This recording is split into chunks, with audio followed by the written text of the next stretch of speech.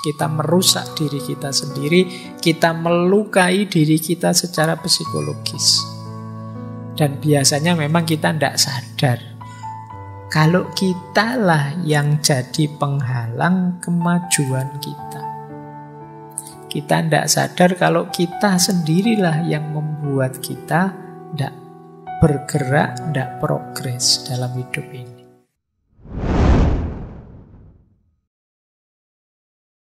Bismillah, mari kita lanjutkan lagi belajar kita.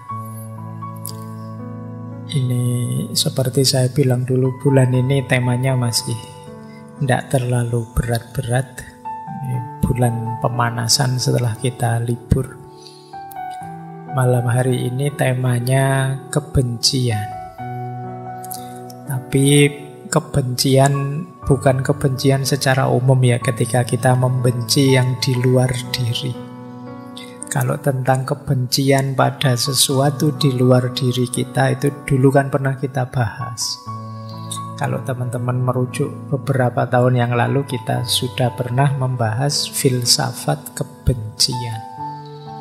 Saya masih ingat tema kebencian itu kelihatannya gandeng dengan tema pemaafan, forgiveness.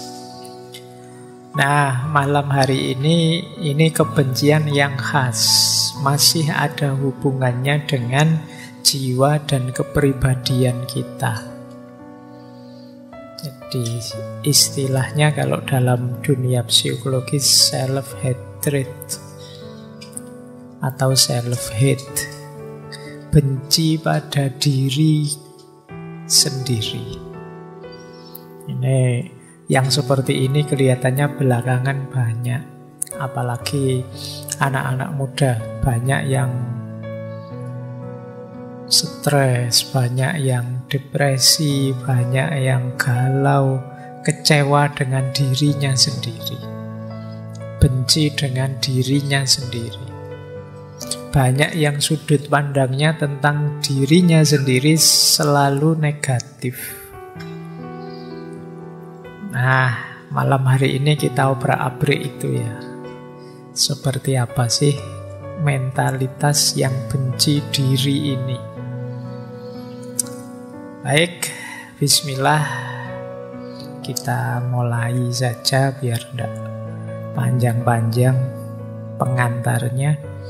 Ini melanjutkan kemarin. Ada quotes menarik. Self-hatred is worse than loneliness.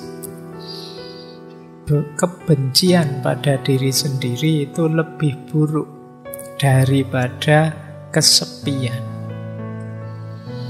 Kalau masih kesepian saja mending, tapi kalau sudah benci dengan diri sendiri, wong diri sendiri kita itu kan kendaraan kita, wadah kita. Kok kita benci? Itu katanya John Irving, itu lebih buruk daripada sekedar orang yang kesepian. Kemarin kan kita definisikan kesepian itu sebagai sesuatu yang negatif. Itu pun masih mending daripada orang yang tidak suka dengan dirinya sendiri. Wong benci dengan orang lain yang di luar diri saja efeknya besar untuk hidup kita, apalagi benci dengan diri kita sendiri. Ya sebabnya nanti banyak. Tapi yang jelas ini yang harus kita waspadai. Ini membuat hidup tidak bahagia, membuat orang tidak bersyukur, membuat pokoknya kita kecewa dengan hidup kita. Baik, biasanya orang seperti ini, orang yang membenci dirinya itu sulit tersenyum, sumpek hidupnya. Antara ideal yang dia impikan dengan kenyataan dirinya itu berjarak.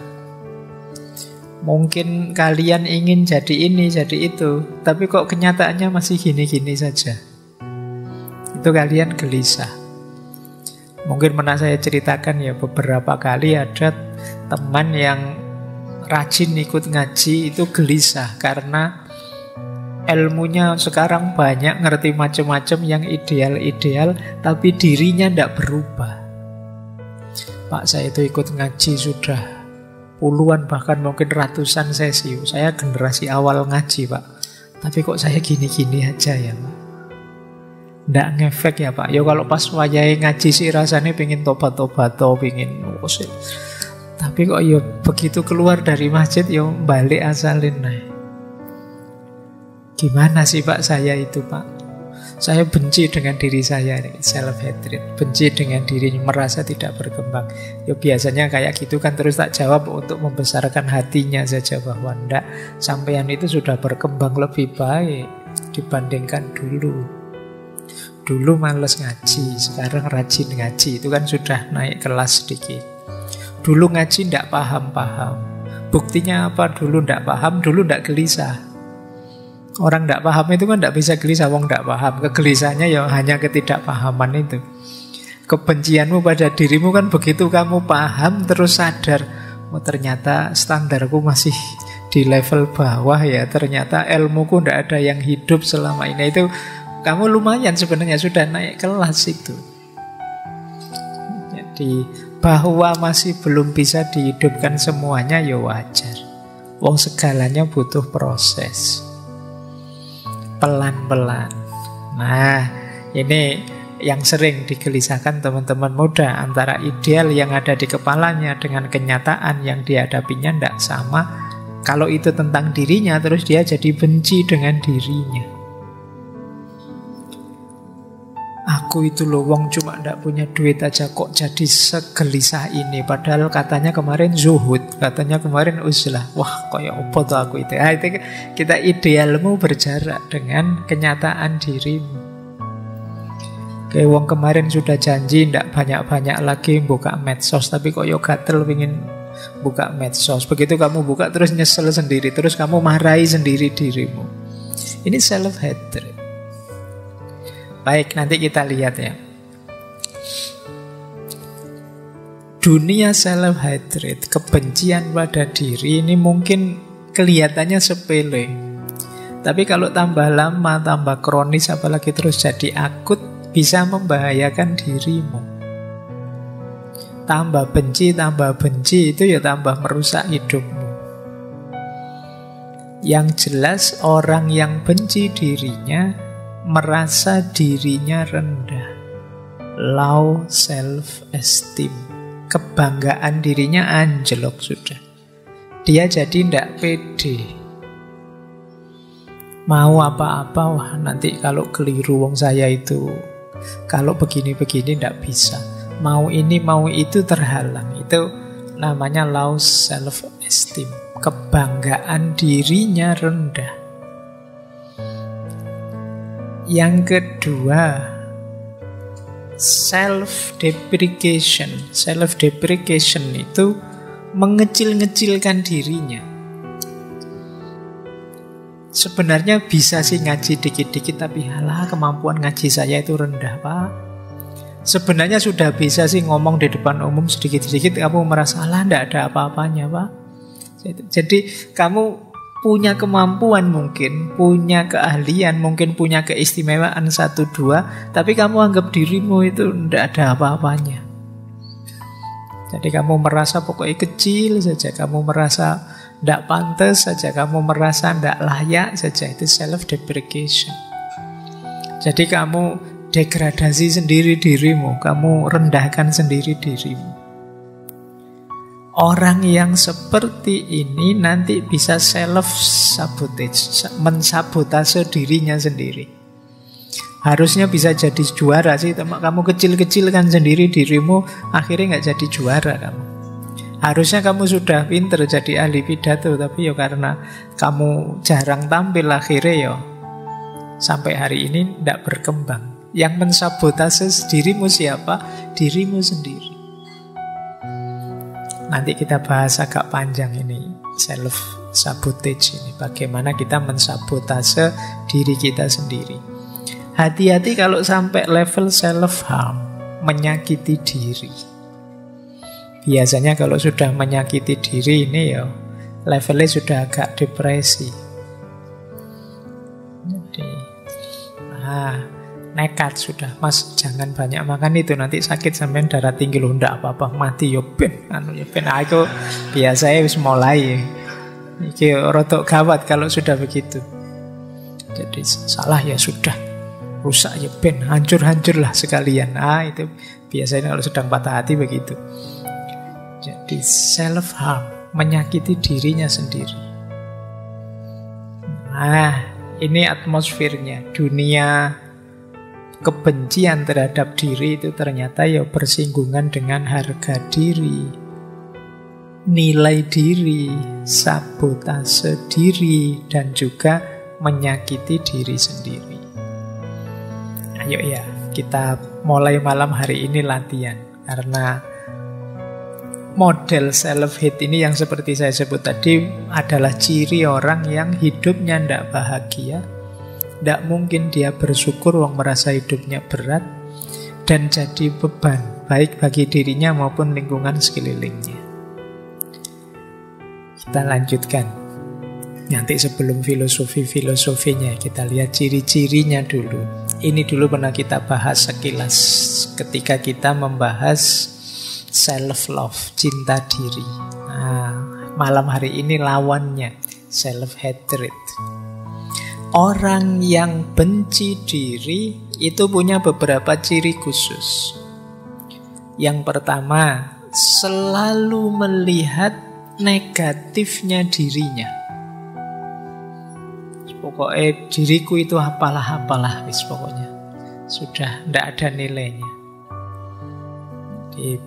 Padahal ada pinternya loh diri ini, tapi kamu lihat wajah saya itu jelek, sing ditonton itu terus. Padahal kamu geser sedikit loh, di balik wajahmu ada otak yang cerdas loh. Kamu tidak bangga, kamu kok sibuk dengan wajah saja. Padahal mungkin wajahmu hanya sempurna sih, cuma ada jerawatnya saja 3 atau 4 itu. Tapi kamu sibuk lihat jerawat itu saja. Lupa banyak nikmatnya Allah yang lain loh di sekujur tubuhmu, tapi kamu hanya lihat itu. Hidupmu perfect, sempurna. Kurangnya cuma 1, belum punya pasangan, itu saja. Tapi itu kamu koyo-koyo wis arep mlebu neraka itu. Wis waduh, beratnya hidupku. Cuma itu saja. Jadi selalu melihat negatifnya diri. Itu ciri-ciri self-hatred. Yang kedua, biasanya terus membandingkan diri dengan yang lain, melihat di yang lain sisi positifnya, yang dalam dirimu sisi negatifnya. Sehingga terus muncul iri atau muncul dengki. Enak ya temanku itu males kuliah tapi nilainya bagus-bagus. Kamu bandingkan, saya juga males sebenarnya tapi nilaiku kok jelek ya misalnya. Kamu bandingkan dirimu dengan teman. Hidup selalu dalam perbandingan. Orang Jawa punya pepatah urip itu wang sinawang, saling melihat. Kita selalu saja melihat yang lain lebih dari kita. IP-mu paling tinggi tapi lihat temanmu, enak ya teman-teman itu bisa ngobrol asik, bisa hidup santai, saya kok enggak bisa ya. Nah, ini golongannya self-hatred. Kamu banding-bandingkan terus. Jadi ojo dibanding-bandingke. Kama kola lagu dangdut. Baik. Yang ketiga, tidak percaya diri. Tidak pede. Jadi kamu merasa tidak bisa apa-apa, padahal banyak kebisaanmu. Pokoknya bahasa sederhananya minder. Disuruh apa-apa minder, padahal bisa. Sehingga kadang-kadang ya ketika ketemu momennya yang kamu harus menunjukkan kemampuanmu, akhirnya kamu gugup. Jadinya tidak maksimal. Begitu tidak maksimal, kamu lihat dirimu tambah rendah lagi. Tiba-tiba disuruh ngaji di depan orang banyak. Padahal kamu bisa kok ngaji, itu sudah lancar. Tapi begitu karena kamu minder, akhirnya tidak maksimal. Keluarnya sering salah diingetin orang, terus kamu tambah drop, tambah minder. Ini hatred mindset. self-hatred maintain. Karena kamu tidak percaya diri, akhirnya kamu tidak maksimal. Ketika kamu tidak maksimal, hasilnya tidak bagus. Ketika hasilnya tidak bagus, kamu tambah benci dirimu sendiri. Oke. Padahal kamu jago loh, padahal kamu hebat loh. Misalnya kamu nembak orang lain, nembak pasanganmu mesti langsung diterima. Tapi karena kamu tidak pede, nembaknya ragu-ragu. Akhirnya ditolak, kamu terus tambah tidak pede lagi. Nah, ini self-hatred, siklusnya. Yang keempat, ciri bahwa teman-teman benci dengan diri sendiri apa? Sulit menerima pujian. Wong orang itu sudah jelas-jelas muji kita loh, tapi kita merasa Anda itu mesti basa-basi saja. Ini mesti ya karena teman sendiri sih yo. Ngomongnya mesti ngono. Coba di belakang ngomongnya mesti beda. Kita sulit dipuji, jadi dipuji orang kalau kita merengut saja, dipuji orang kita mencucu saja. Kok ndak seneng dipuji orang? Itu paling basa-basi Pak. Itu ndak serius mesti. Ini self-hatred. Padahal mungkin orangnya tulus. Melihat kita mampu terus dia puji. Seandainya toh dia basa-basi, kita kan bisa membaca itu, berarti dia menghargaiku, tidak ingin menyakitiku. Di titik itu pun kita kan tidak harus drop, tidak harus anti dengan pujian. Bahwa pujian itu membuat orang terlena, tapi kan kita menolaknya kan tidak harus segitunya. Jangan kok dipuji, wah hari ini kok ganteng sekali mas. Kamu basa-basi ya, kok ngomong yang enak saja, yang lain ya enggak. Ya diterima saja.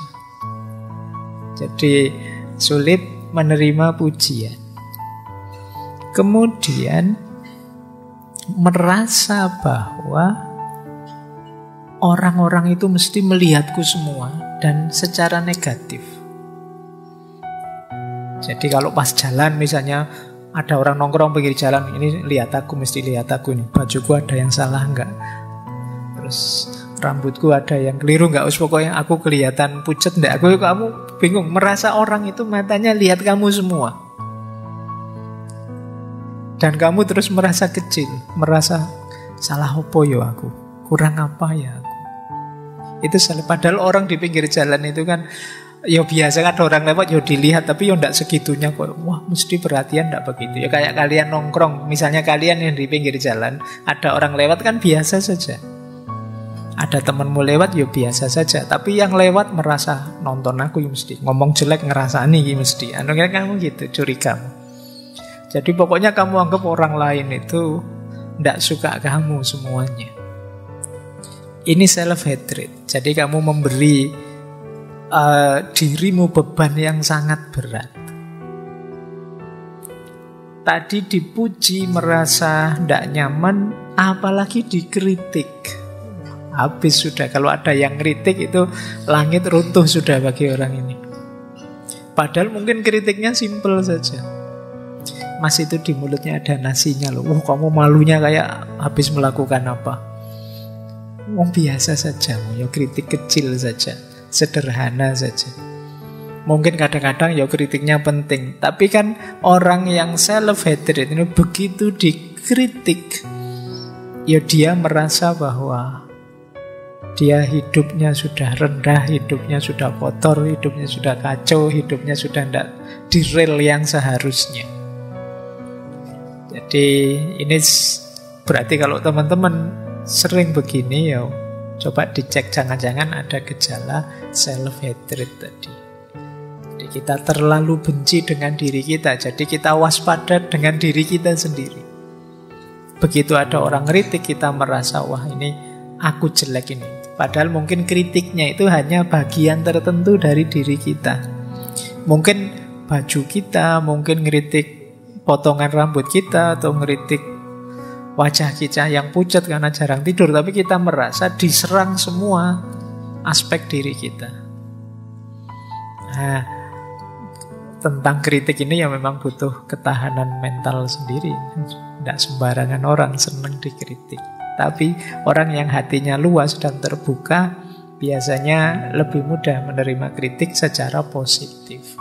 Tapi orang-orang yang self-hatred ini, yang benci dirinya itu biasanya panik kalau dikritik. Kalau teman-teman kok misalnya posting apa di medsos, terus dikritik orang, kok teman-teman langsung panik, itu jangan-jangan ada gejala ini. Padahal ya biasa saja orang, apalagi di medsos. Kadang di medsos itu yang ngeritiknya iseng saja. Ini kok isinya muji-muji semuanya, tak tambahi kritikan yang misuh-misuh lah sekali-sekali. Padahal itu iseng saja dan kamu nanggapinnya serius. Kamu tidak bisa tidur gara-gara satu komen itu, padahal 100 komen positif. Hanya satu komen yang negatif, kamu terus tidak bisa tidur. Wah, ini harus diperbaiki lagi, ini harus diubah. Akhirnya kamu ubah. Dan terbalik akhirnya, yang muji satu, yang 100 tidak suka.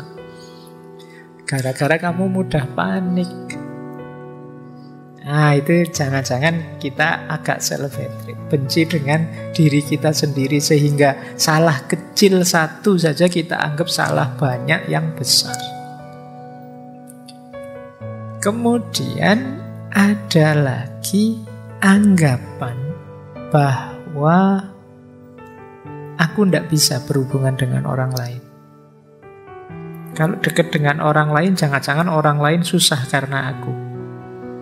Aku tidak betah dekat dengan orang lain. Nah, ini cara berpikir seperti ini ya, kemungkinan ada gejala self-hatred. Benci dengan diri kita sendiri, kita menilai diri kita terlalu rendah. Ini mirip minggu lalu ketika orang agak antisosial. Kalau bergaul, adaptasinya lama. Dia menganggap dirinya susah nyambung dengan orang lain. Ini self-hatred mindset. Bahkan sampai yang terakhir, tidak berani bermimpi macam-macam. Tidak berani bercita-cita tinggi. Cita-citanya apa mas besok kalau sudah lulus kuliah? Tidak tahu saya apa ya saya bisa, apa ya saya mampu, apa ya saya... Ya, kalian kalau jawabannya begini, ada gejala self-hatred. Kalian tidak percaya diri bahwa kalian bisa. Sudah lulus sampai semester 6, sekarang bisa apa? Tidak bisa apa-apa saya itu pak, tidak tahu ini. Itu rada minder gitu, jangan-jangan kalian benci dengan dirimu sendiri di kadar tertentu. Padahal ya kamu bisa, ya sedikit-sedikit saya bisa lah Pak filsafat, meskipun tidak terlalu dalam, tapi ya ngerti lah saya. Nah itu masih mending. Tapi kan banyak orang, saya tidak tahu, mungkin ada efek dari gaya orang timur yang lebih suka tawaduk. Jadi gayamu kayak tawaduk padahal sebenarnya minder.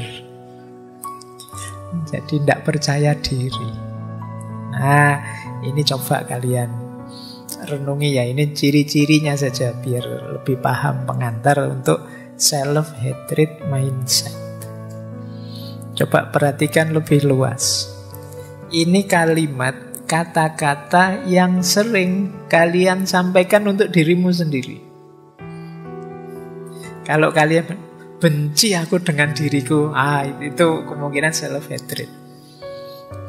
Aku itu loh sudah niat poso Senin Kemis, kok ya setiap kali hari Senin pura-pura lupa sarapan itu loh. Benci aku dengan diriku. Sudah niat sholat tahajud mau tak istiqomai, sudah niat mau rajin sedekah, sudah niat baikku banyak kok ndak ada yang jalan. Benci aku dengan diriku. Nah, sudah niat mau banyak baca, belakangan ini banyak belajar kok ndak jadi. Buka HP niatnya mau ngaji kok ya jadi tiktokan misalnya. Wah, benci aku dengan diriku. Nah, ya kalau banyak-banyak itu ya bisa bikin self-hatred mindset tadi. Jadi, lama-lama kalian ndak sadar yang paling kalian benci di dunia ini ternyata dirimu sendiri. Saking seringnya kamu membenci dirimu yang tidak cocok dengan ideal yang kalian tetapkan. Atau yang nomor 2 itu, ini sering dikatakan orang yang baru putus cinta. Aku tidak membencimu karena engkau tidak cinta padaku, tapi aku membenci diriku yang masih saja mencintaimu. Kan ini kalimatnya orang yang baru diputus kan banyak yang seperti ini. Ya, engkau tidak mencintaiku hakmu, tapi kok aku tidak bisa ya. Ini kan gaya stoik kan gini. Aku tidak bisa benci kamu yang tidak cinta lagi padaku karena itu di luar kontrolku. Tapi kok aku tidak bisa ngontrol hatiku biar menghilangkan cintaku padamu. Benci aku pada diriku ini. Kalimat ini menunjukkan self-hatred tadi. Jadi pokoknya aku itu jelek karena tidak bisa menghilangkan cinta padamu. Atau lebih netral, tadi kan untuk cinta misalnya aku benci orang yang mengingkari janji. Misalnya ada temanmu utang atau temanmu pinjam apa tidak kembali-kembali atau mengingkari janji. Namun aku lebih benci diriku yang mudah sekali dibohongi. Jadi kan sering kita bikin ini. Mungkin muncul karena kita minder, kita takut, kita tidak berani mengekspresikan diri, bilang terang-terangan aku tidak suka kamu bohong padaku. Tidak berani bilang gitu. Cuma bilangnya aku tidak suka dibohongi, tapi aku lebih tidak suka lagi diriku yang mudah sekali dibohongi. Nah, gaya-gaya kayak gini kan sering kita pakai dalam pergaulan. Selalu menyalahkan diri sendiri. Bukan salah siapa-siapa, ini salahku semua. Selalu yang disalahkan dirinya, padahal jelas-jelas temennya yang salah. Sandalmu dibawa lari tidak kembali, bukumu dipinjem tidak kembali, memang salahku. Kok yo tak pinjemin saja. Kok sing salah dirimu? Yang salah temenmu pinjem tidak dikembalikan, yang disalahkan dirimu. Ini kalau tidak hati-hati terakumulasi jadi self-hatred. Kamu memandang dirimu sangat kecil. Ada lagi yang bilang misalnya tidak ada lagi orang yang peduli padaku. Nah, ini juga self-hatred. Dua yang terakhir ini agak tricky maknanya, tapi kalau tidak hati-hati juga jatuhnya bisa self-hatred. Aku kan bukan orang penting, tidak ada aku toh ya semuanya jalan. Aku tidak hadir juga tidak apa-apa kok, yang lain banyak yang bisa kok. Ini harus hati-hati. Bisa saja jatuhnya mengecilkan diri sendiri. Siapalah aku. Misalnya kalian mau ngaji ini, saya tidak datang juga sudah banyak yang datang kok. Dan juga tidak ada yang peduli saya yang datang apa enggak. Loh, bahwa kamu tidak bisa datang tidak apa-apa, tapi tidak usah pakai kalimat yang mengecilkan dirimu. Ngapain?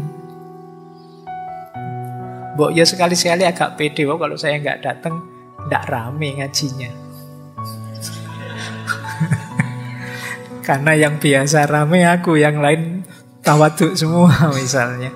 Nah, ini biasa saja berpikir tidak harus sambil mengecilkan dirimu. Ya wajarlah sekali-sekali kamu tidak hadir ngaji misalnya. Tapi tidak harus dengan mikir aku tidak datang pun acara tetap lancar kok. Tidak ada aku pun jalan kok. Jadi pakai diksi yang lebih positif saja. Atau yang terakhir itu hati-hati juga, itu agak trik itu maksudnya maknanya benar, tapi kalau kita maknai sebagai mengecilkan diri ya bisa melahirkan self-hatred tadi. Misalnya kalau ada orang menghinamu, sadarilah bahwa sebenarnya hinaan itu tidak berarti. Dia hanya tahu sedikit tentangmu. Engkau yang lebih tahu betapa lebih banyak kejelekanmu. Hanya saja aibmu ditutupi oleh Allah. Kan begitu banyak. Ini bagus kalimat ini, kesadaran betapa Allah itu sayang dengan kita, menutupi aib-aib kita. Tapi kalau dimaknai sebagai mengecilkan diri, bahwa aku itu jelek, aku itu jahat, aku itu buruknya luar biasa, ini nanti bisa melahirkan self-hatred. Orang yang tidak bersyukur. Jadi ini kan kalimat yang sehari-hari sering kita pakai. Yang kita tidak sadar membentuk kepribadian benci diri. Ya orang yang membenci dirinya ya tentu saja sulit berkembang, sulit maju, sulit mencapai sesuatu. Wong dia tidak percaya dengan dirinya. Menganggap dirinya tidak capable, tidak mampu, layak dibenci. Maka Ayo latihan pelan-pelan untuk tidak mudah jatuh pada self-hatred, benci pada diri sendiri. Apalagi banyak prinsip-prinsip yang kalau salah memaknai bisa jatuh negativitas. Misalnya quotes ini. Kalau engkau mempercayai engkau akan terbunuh, trust gets you killed. Kalau engkau mencintai, engkau akan tersakiti.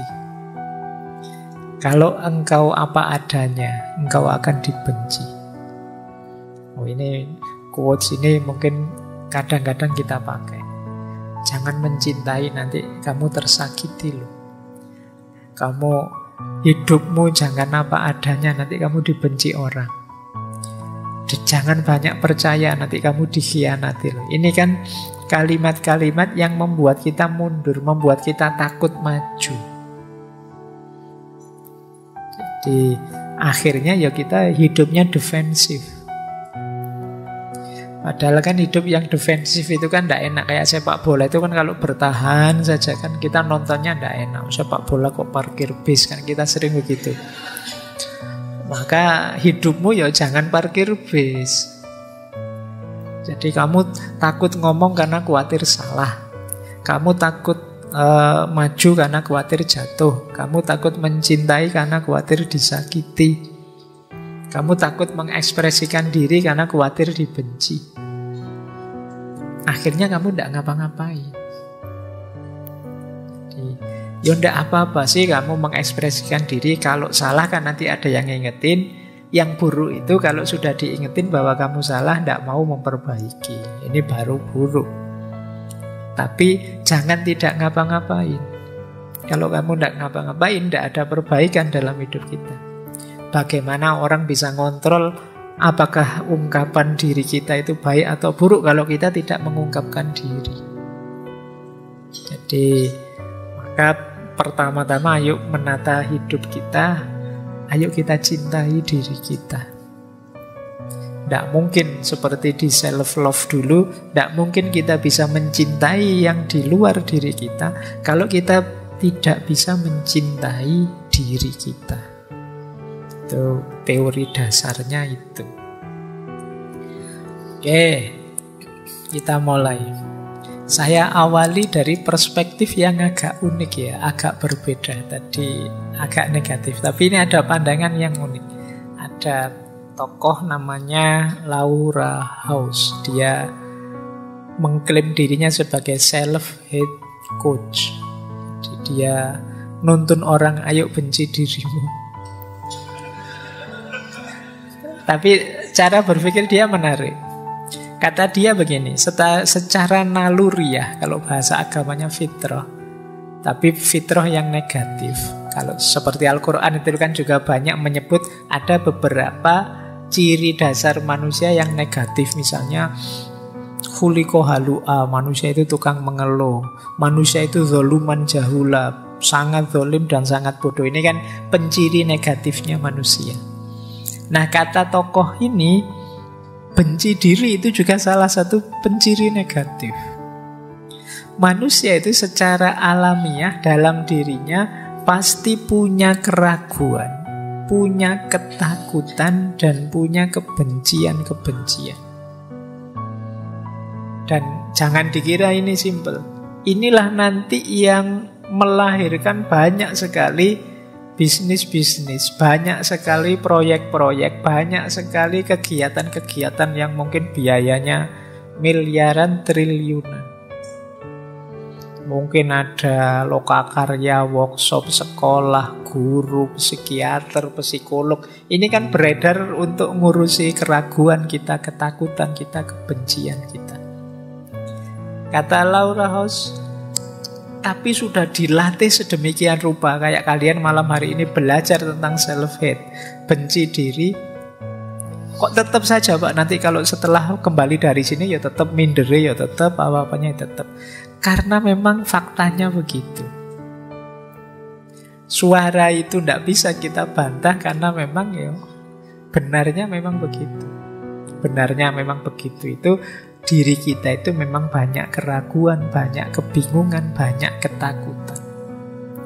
Maka kata orang ini, daripada menyangkal, sudahlah, kamu terima saja bahwa aku ini memang punya gejala membenci diri. Punya kecenderungan ke sana. Dan kata dia, gampang kok kalau kita ingin membenci diri kita itu.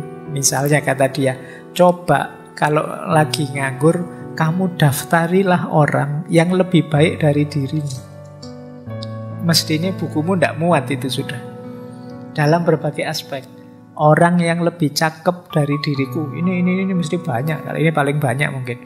Orang yang lebih pinter dari diriku, ini mesti banyak. Loh, kalian bikin daftar itu kan langsung, iya, alah apa sih aku ini dibandingkan mereka.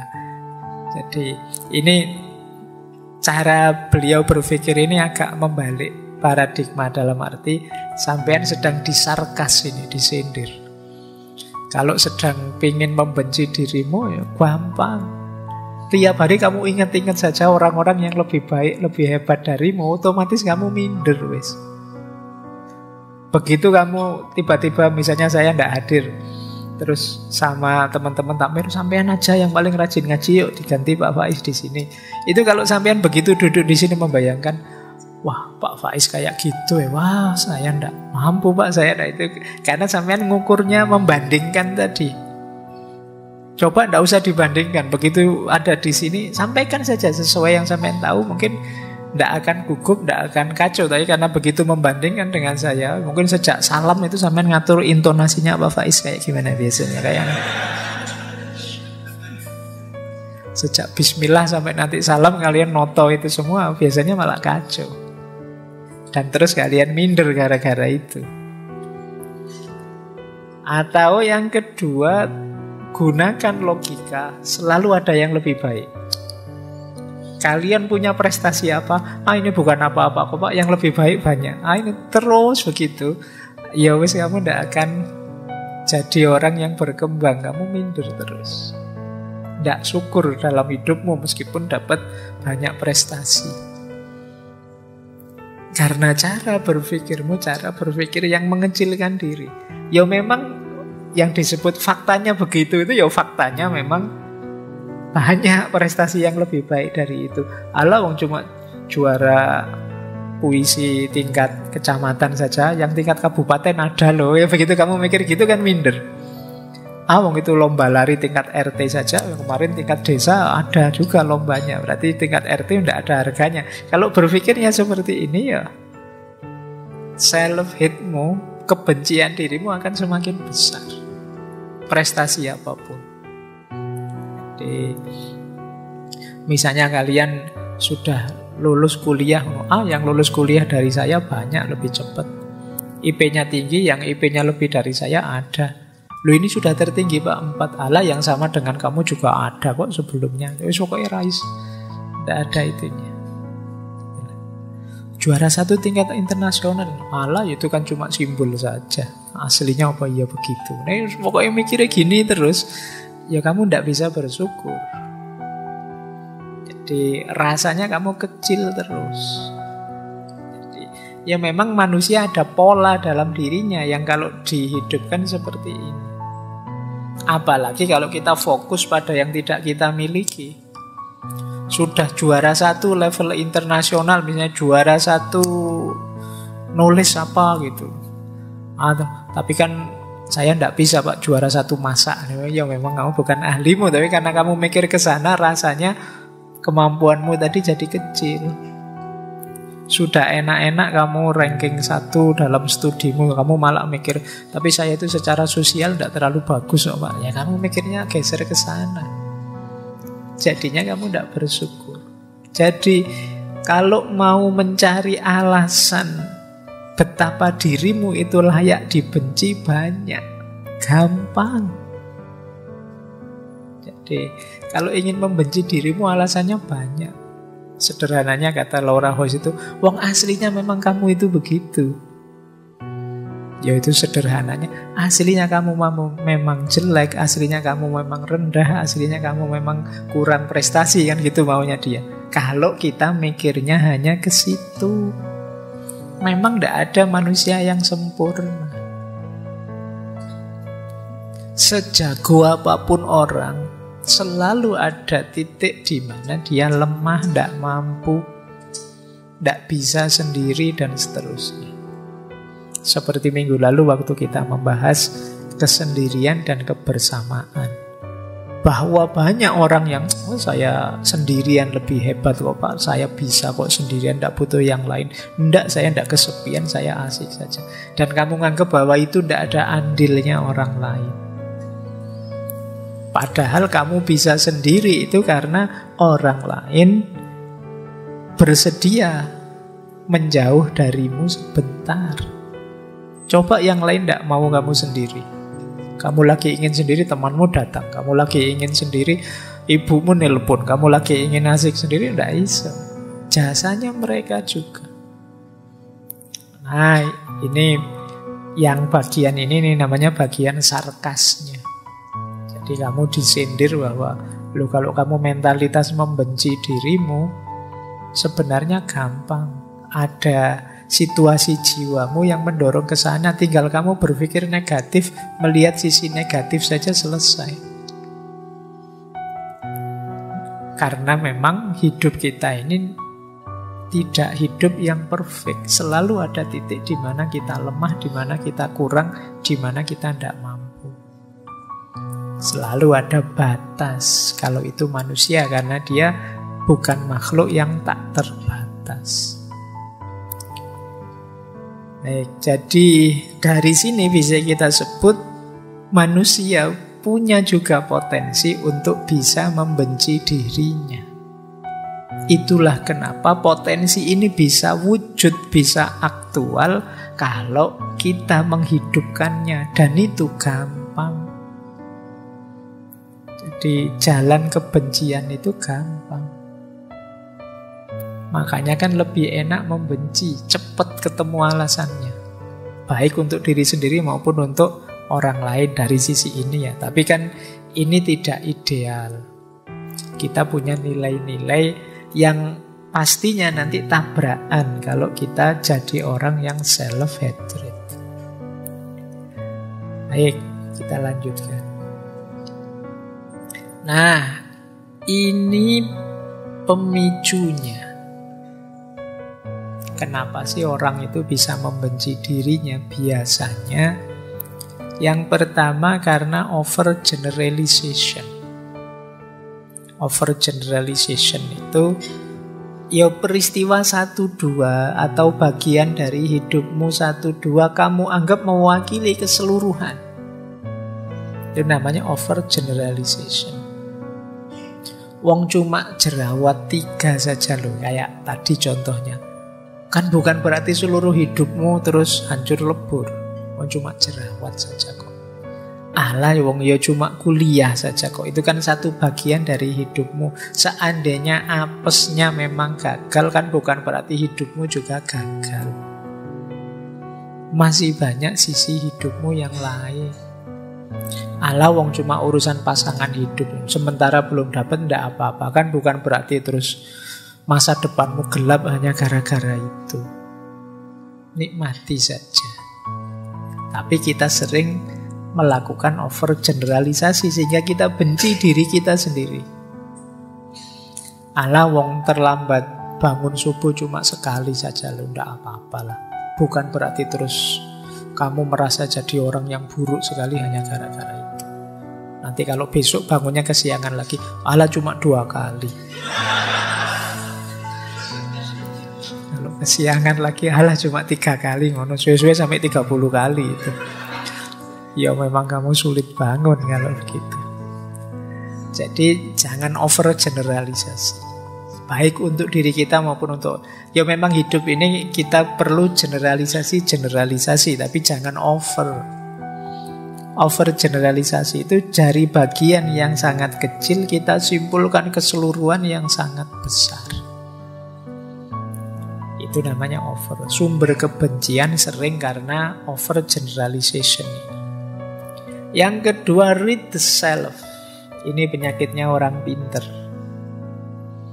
Tambah pinter, tambah banyak teori, kadang-kadang kita tambah mudah membenci diri. kemarin mungkin belajar filsafat ngerti teori macam-macam kan, stoikisme, absurdisme, eksistensialisme, terus membaca diri kita. Wah ternyata saya itu tidak eksis ya Pak. Wah sekarang gelisah kamu menganggap dirimu tidak eksis. Wah ternyata hidup saya itu absurd ya Pak. Hidupmu kamu baca pakai teori absurdisme. Kamu baca pakai, wah saya kok tidak tenang seperti orang-orang stoik itu ya Pak. Karena habis baca buku stoik, terus kamu membaca hidupmu versi stoikisme. Dan akhirnya kamu stres sendiri gara-gara itu. Saya kok tidak bisa setenang itu ya Pak. Saya kok tidak bisa stabil itu ya Pak. Bukan berarti teorinya jelek, tapi kamu menganggap teori itu secara keseluruhan mutlak menjadi ideal hidupmu yang ingin kamu jalankan sepenuhnya. Sementara hidup kita ini dinamis, variabelnya tidak selalu pas dengan teorinya. Akhirnya ketika tidak bisa begitu, terus kita stres. Habis belajar tasawuf terus, wah kok saya tidak bisa Pak, seikhlas para sufi itu, skadoan. Dan kamu stres, benci dirimu gara-gara itu. Habis baca, ada seorang wali yang tiap malam sholatnya ratusan rakaat. Kamu langsung shock, waduh, saya apa ya mampu ya, sholat isya saja kadang-kadang kelewatan. Beliau ratusan rakaat, begitu mikir seperti ini kan kamu langsung drop. Karena teori itu kamu telan mentah-mentah untuk hidupmu. Nah ini namanya read the self. Kamu membaca dirimu dengan satu teori, ternyata teorinya tidak masuk dalam hidupmu dan kamu kecewa dengan dirimu. Aku kok tidak seagresif para eksistensialis ya. Aku kok tidak setenang para stoik ya. Aku kok tidak sekritis para filosof poststruktural, postmodern ya. Aku tidak, ayo mungkin bukan berarti idealmu salah, tapi kamu juga harus realistis. Betapapun teori itu ya tidak selalu 100% bisa masuk dalam hidup kita. Seandainya memang cocok pun kan perlu waktu, perlu adaptasi. Tidak mungkin bisa langsung. Tidak mungkin tiba-tiba baca teorinya stoikisme, kalau engkau tidak menerima disakiti, tidak mungkin orang lain bisa menyakiti. Itu kamu, saya belajar kayak gini kok tidak sukses-sukses ya Pak. Saya pingin nolak untuk tidak sakit, tapi tetap sakit ya Pak. Ya tidak mungkin bisa seketika. Ya pelan-pelan ada prosesnya. Jadi ini akar kedua, read the self. Yang ketiga, salah paham tentang emosi kita. Jadi istilahnya emotional reasoning. Emotional reasoning itu kalau kita merasa tidak enak, kita anggap berarti memang realitasnya tidak enak. Kalau kita kecewa, kita anggap realitasnya mesti jelek. Kalau kita, ini emosi kita. Padahal emosi kita itu kan tidak bisa jadi patokan. Kalau pas kita lagi sensitif, orang ngomong biasa kita tersinggung. Tapi kalau pas lagi luas hatinya, lagi seneng, lagi gembira, bahwa orang maki-maki kita ketawa saja. Itu emosi. Nah, kita sering berpatokan pada emosi. Kalau kita emosi itu kan orang WA biasa-biasa kita membacanya pakai emosi. Misalnya, Mbok, kamu kalau bangun tepat waktu. Itu kalau kita hati kita ndak enak, bad mood, baca kayak gitu ya mungkin jawabannya ngapain kamu ngurusi hidupku. Bisa begitu. Tapi kalau hatimu sedang enak, diingatkan begitu, wah terima kasih sudah diingetin, saya usahakan deh. Itu hatimu sedang enak. Maka emosimu jangan jadikan ukuran. Kalau dijadikan ukuran ya kita sering salah paham, tadi salah persepsi. Akhirnya membenci diri kita. Istilahnya emotional reasoning. Memang ada beda antara kenyataan dengan emosi kita. Yang ini tidak selalu sama. Pak, kalau saya sedang berinteraksi dengan orang kan harusnya gembira Pak, ceria. Kok saya tidak bisa begitu ya Pak? Ya tidak apa-apa, latihan. Jangan dianggap tanggapan emosimu itu sesuatu yang memang fakta realitas tidak bisa diubah. Emosi bisa kita ubah, bisa kita arahkan, kita sesuaikan. Yang keempat, customization. Customization itu kita berpikirnya linear 1 tambah 1 2, padahal tidak sesimpel itu. Misalnya saya agak pusing atau agak bingung, wah saya bingung ini mesti karena itu tadi, padahal mungkin sebabnya banyak. Saya hanya menyimpulkan dari yang paling dekat saja.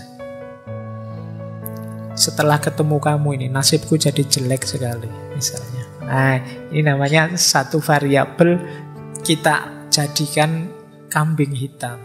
Ini terus kita biasanya ya kalau di customization self-hate ini ya kambing hitamnya diri kita sendiri. Ini mungkin gara-gara aku tadi bangunnya kesiangan ini sampai malam dapat sial terus misalnya. Dasar diri ini.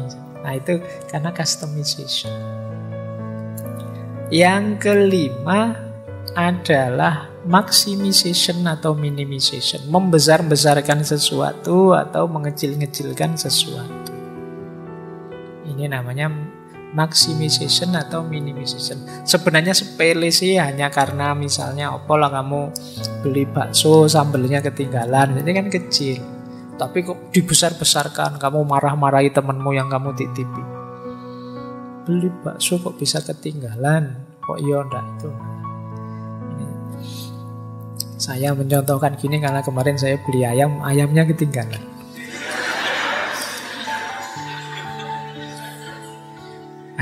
Sampai rumah hanya nasinya saja. Jadi iki ayam ini di masuk urip neh terus melayu. Jadi ya ndak apa-apa ya. Ndak harus dibesar-besarkan ya. Ya beli lagi saja. Nah, kadang-kadang kita begitu urusan gitu aja kok terus jadi besar, menyangkut macam-macam, menyinggung macam-macam, ndak usah. Sering itu kalau kita besar-besarkan jadi self-hatred tadi. Wah, berarti aku ini sudah tua, sudah tambah pikun, ini tambah bodoh, ini tambah enggak gitu. Biasa saja, wong cuma salah kecil gitu aja kok. Atau yang besar dikecil-kecilkan, itu juga enggak sehat. Terus ada catastrophic thinking, mikirnya kacau sudah. Karena pengaruh macam-macam. Ya, di situ saya contohkan ibu-ibu atau kadang-kadang kita sendiri lah yang sering saya contohkan itu. Mungkin karena teman-teman sering baca artikel-artikel kesehatan misalnya atau baca artikel, itu mempengaruhi cara berpikir kita. Nanti baru pusing sedikit saja, waduh stroke ini mesti. Jadi karena itu catastrophic thinking. Jadi kamu mikirin tidak reasonable, kamu rujukanmu keliru. Tapi karena sering baca itu. Mungkin yang sudah menikah karena sering nonton sinetron, begitu suaminya HP-nya disembunyikan di password, wah ada rahasia itu mesti, ini harus serba curiga, serba itu. Pikirannya jadi kacau. Nah ini kalau ini objeknya diri kita sendiri. Wah jangan-jangan saya ini termasuk munafik Pak, karena cirinya munafik itu begitu, betapa saya ini. Terus kamu nyerang dirimu sendiri. Jadi self-hate. Misalnya kamu beli terus yang jual ngasih kembaliannya kok terlalu banyak. Kamu tahu itu terlalu banyak, mau dikembalikan lagi kok gimana? Ndak itu gimana? Akhirnya malah kamu bawa pulang. Terus di rumah kamu stres sendiri. Wah dosa besar saya ini. Tapi ya gimana lagi? Terus ya kamu kesimpulannya jadi aneh-aneh itu tadi. Catastrophic thinking. Jatuhnya terus kamu benci dengan dirimu. Nah, coba akar-akar ini ya nanti kita dalami. Semoga kita tidak terjebak di cara berpikir ini yang kadang-kadang jatuhnya membuat kita benci diri kita sendiri. Oke, kita lanjutkan. Kalau ini saya tidak panjang ya. Namanya piramida kebencian. Dulu ketika kita membahas filsafat kebencian sudah saya bahas. Cuma kali ini objeknya diri kita. Jadi kebencian itu biasanya ranking. Diawali yang paling bawah itu prejudice attitude, terus act of prejudice, terus discrimination, terus violence, terus genocide.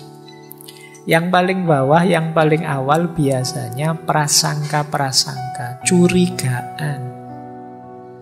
Gampang nuduh. Kali ini yang kita tuduh diri kita sendiri. Wah, sudah rusak saya ini, Pak. Wah, saya ini pikiran saya kotor, Pak. Saya itu misalnya. Wah, itu menuduh dirinya sendiri. Setelah menuduh, act of prejudice. Act of prejudice itu kamu melakukan tindakan, aktivitas, perilaku menyesuaikan dengan prasangkamu tadi. Kayak tadi misalnya, saya itu pikiran saya kotor, Pak. Ya sudah, ayo tobat ke masjid. Nggak usah, Pak, saya kalau ke masjid itu nanti mengotori yang lain, saya itu, nah itu padune males itu. Jadi act of prejudice itu kamu melakukan tindakan, aktivitas sesuai dengan prasangkamu. Misalnya kalau ini kepada orang lain, orang yang kamu tuduh, wah kamu orang kelompok ini ya, kamu perlakukan dia sesuai persangkaanmu. Itu act of prejudice.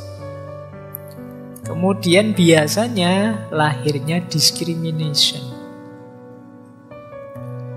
Kalau untuk kasus self-hate, benci diri, discrimination itu seperti tadi, kamu kecil-kecilkan dirimu, kamu singkir-singkirkan dirimu.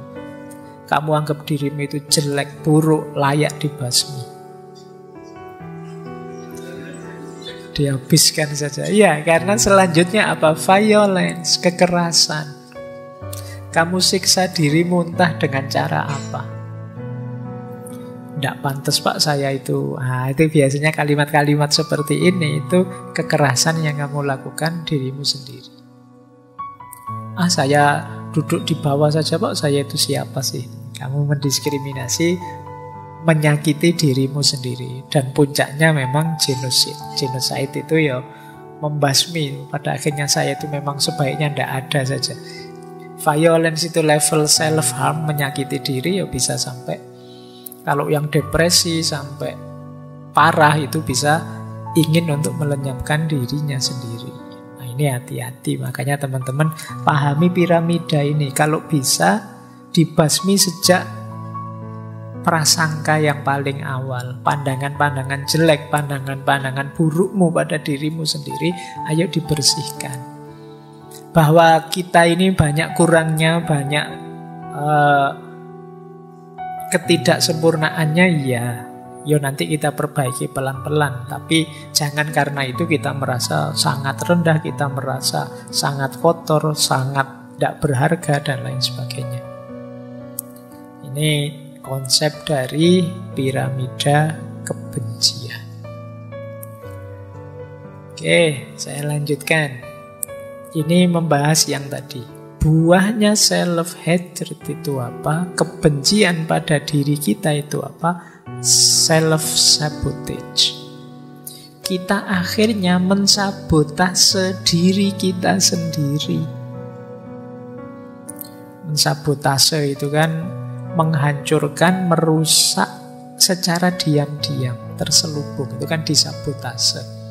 Kita tidak sadar tiba-tiba ditikam dari belakang, itu kan istilahnya sabotase. Kita tidak sadar tiba-tiba dijatuhkan, dijegal dari belakang, namanya kita disabotase. Kali ini yang mensabotase kita siapa? Diri kita sendiri. Yang jegal kita siapa? Diri kita sendiri. Yang membuat tidak maju kita siapa? Diri kita sendiri.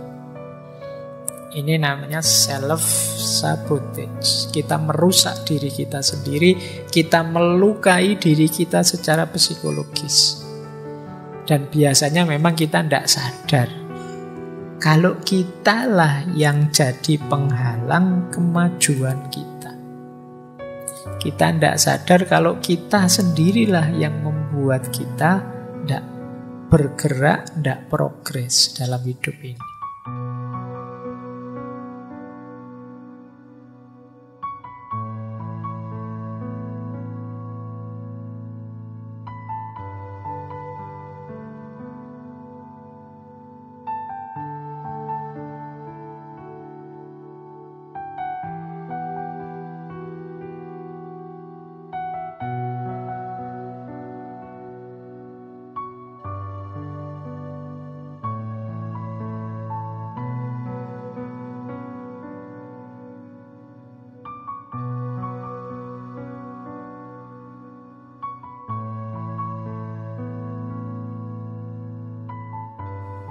Ini namanya kita mensabotase diri kita sendiri. Penjahatnya ternyata kita sendiri. Nah, ini yang penting kita pahami. Cirinya apa self-sabotage itu? Coba kita cek ya. Ini saya ambil dari salah satu sumber. Ini kenapa disebut sabotase? Karena kita tidak sadar. Yang pertama, lupa. Awalnya memang sengaja melupakan, lama-lama lupa beneran. Kok minggu lalu tidak masuk, Mas? Lupa, Pak, saya kalau ada kuliah. Awalnya memang males kuliah sih. Kalau ditanya alasannya lupa. Lama-lama ya lupa beneran.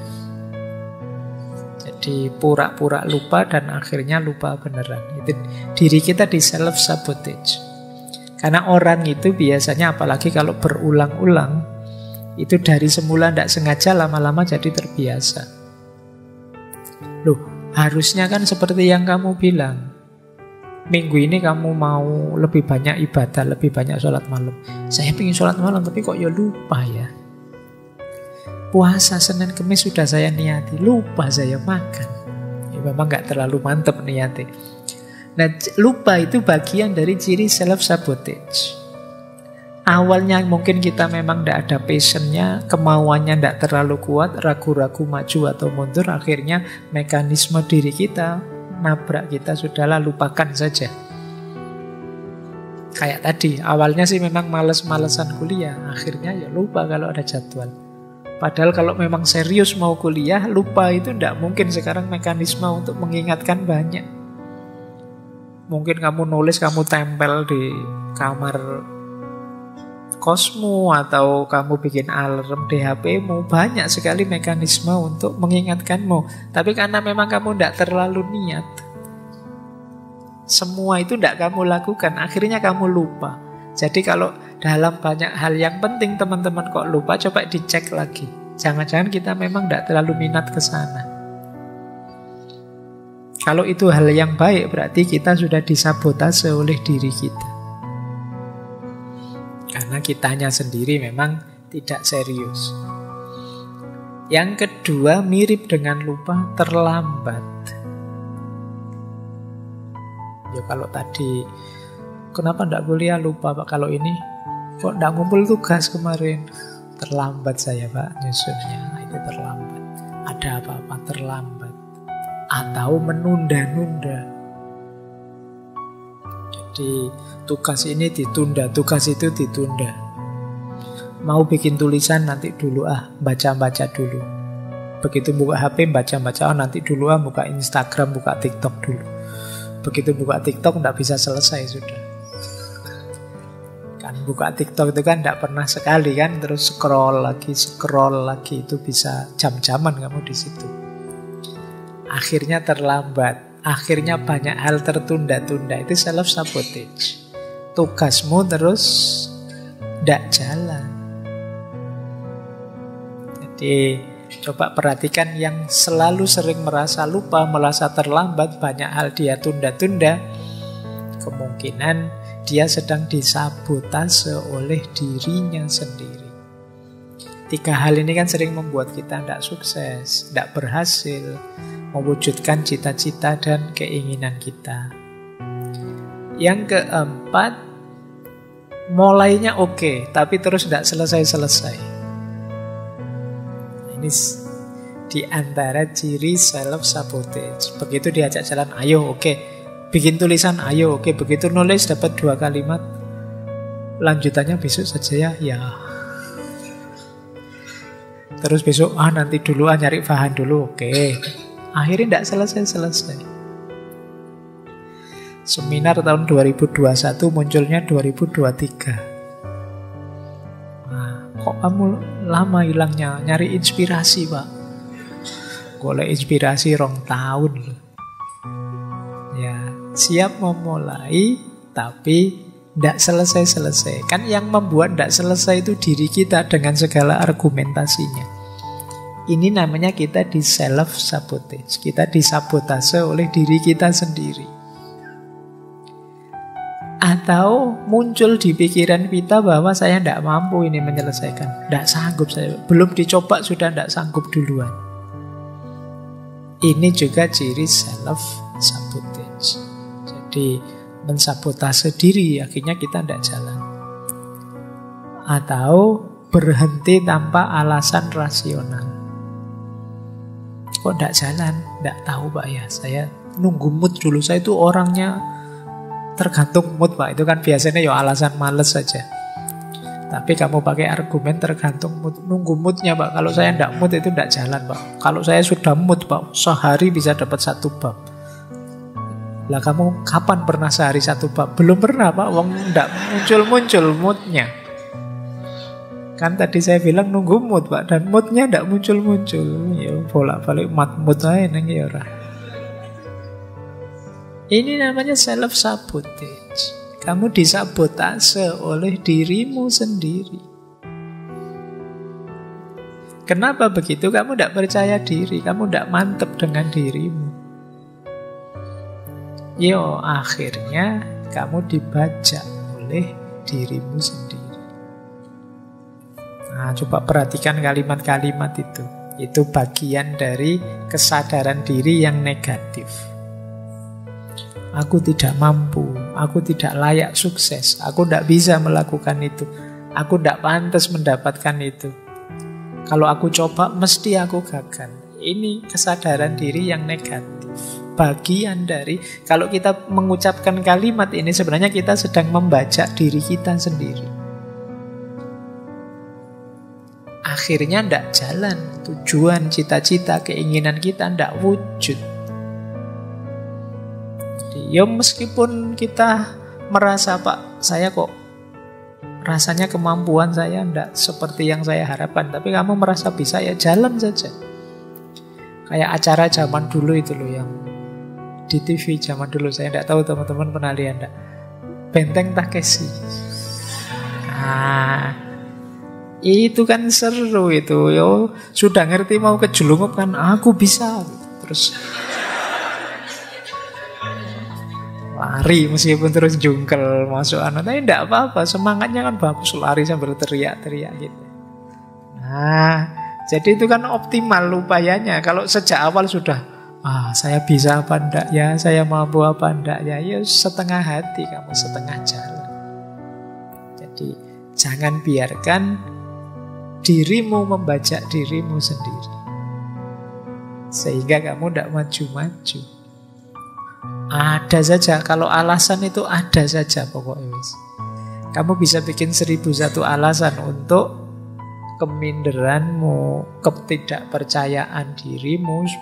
Mulai dari alasan biasa sampai alasan religius bisa kamu buat. Tapi kamu tidak bisa membohongi dirimu, sebenarnya kamu sedang lari, kamu sedang menghindar dari dirimu sendiri. Ini ciri dari self-hate. Orang yang benci dirinya. Bisa saja kamu membohongi banyak orang dengan argumenmu, atau kamu tutupi dengan apa, tapi dirimu sendiri tidak bisa bohong bahwa kamu sedang mengebiri dirimu sendiri. Kamu sedang membajak dirimu sendiri. Baik, kita lanjutkan. Nah, ini loh kehancuran yang dihasilkan dari self-sabotage tadi, pembajaan diri tadi. Jadi orang yang berpikirnya negatif, ya nanti hidupnya pasti negatif. Ketika gaya hidupnya negatif, ya dia tidak mampu mencapai tujuan hidupnya. Banyak target-target tidak jalan. Ketika target-target tidak jalan, dia merasa jatuh namanya, rusak reputasinya. Dia merasa kecil, merasa tidak bernilai. Dari situ mungkin muncul rasa malu, rasa bad mood, rasa marah, dan lain sebagainya. Akhirnya self-esteem-nya rendah. Dia tidak percaya diri, dia merasa tidak berharga. Jadi berpikir yang negatif tentang dirinya, akhirnya tidak sukses. Ketika tidak sukses, dia merasa tidak berharga. Dari rasa tidak berharga itulah dia terus malu, dia terus bad mood, dia terus marah-marah dan lain sebagainya. Dan puncaknya merasa bersalah, stres, depresi, frustasi. Jadi yang rusak akhirnya diri kita sendiri. Jadi ini rute kebencian terhadap diri itu ya efeknya besar. Maka teman-teman ya tadi sih sebenarnya cuma sederhana. Misalnya menunda-nunda saja, males-malesan saja, melupakan ini, melupakan itu, atau merasa tidak mampu dan lain sebagainya. Tapi efeknya ternyata besar untuk konstruksi hidup kita. Kan tadi bahkan sampai ya depresi, frustasi puncaknya. Mungkin yang level tidak terlalu dalam bisa rasa malu. Atau seandainya tidak malu ya bad mood. Atau jadi agresif. Kerjaannya marah-marah terus, sensitif. Temennya ngomong apa, dia tanggapannya apa. Ada temennya senyum atau temennya ketawa tentang apa, dia itu mesti menertawakan aku itu. Mesti menertawakan kegagalanku itu. Ada temennya ngobrol berdua, itu mesti ghibah itu ngomong aku itu mesti. Kamu sensitif.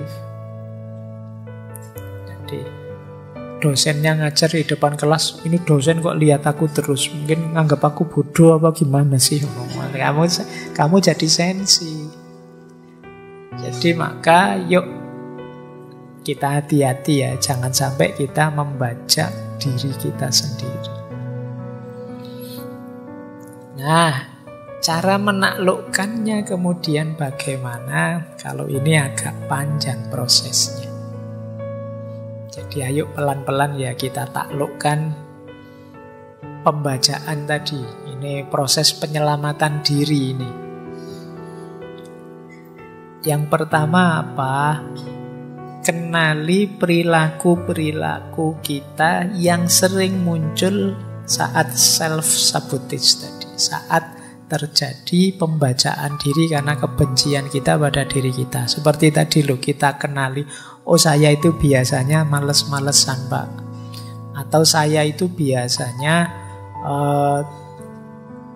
tidak menyelesaikan pekerjaan. Saya biasa menunda-nunda Pak. Saya biasa. Ayo kita kenali ya, kalau kita biasanya bagaimana.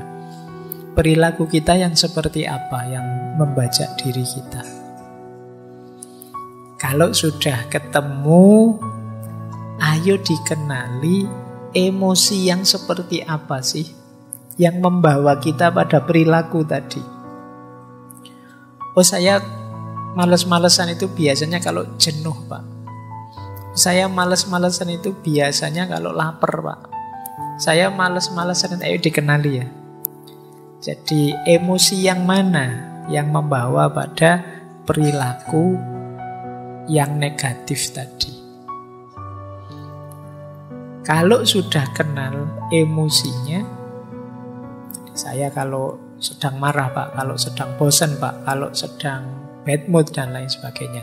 Kalau sudah ketemu, sekarang ayo kita cari pikiran apa atau prinsip hidup apa yang bisa melahirkan emosi tadi. Karena perilaku ini muncul dari emosi, emosi ini kan muncul dari keyakinan-keyakinan atau pikiran kita. Oh karena prinsip saya Pak, itu maju tidak maju itu kan sebenarnya sesuai takdirnya Allah saja. Jadi makanya saya males-malesan misalnya. Saya punya prinsip begini Pak itu. Nah itu, ini berarti akarnya ada di sini. Ada di cara berpikir kita. Saya selalu menunda-nunda Pak, karena dalam pikiran saya yo kalau memang terjadi pasti akan terjadi, kalau enggak ya enggak Pak. Nah, cara mikir seperti ini ternyata yang membuat kita menunda-nunda. Oh saya itu orangnya Pak, lupa Pak. Nah, sering lebih suka melupakan sesuatu karena sering menggampangkan, meremehkan. Kenapa kok bisa begitu? Oh, ternyata akarnya adalah karena bagi saya, Pak, yang penting dan nomor satu adalah akhirat saja, Pak. Kalau dunia itu tidak penting misalnya. Oh, cara berpikir ini yang jadi akarnya. Coba kalian cari akarnya. Jadi ini ya, makanya tadi saya bilang ini perlu agak panjang mikirnya. Harus punya kepandaian tertentu membaca diri. Jadi perilaku saya tadi muncul dari emosi yang seperti apa? Emosi tadi lahir dari cara berpikir yang bagaimana.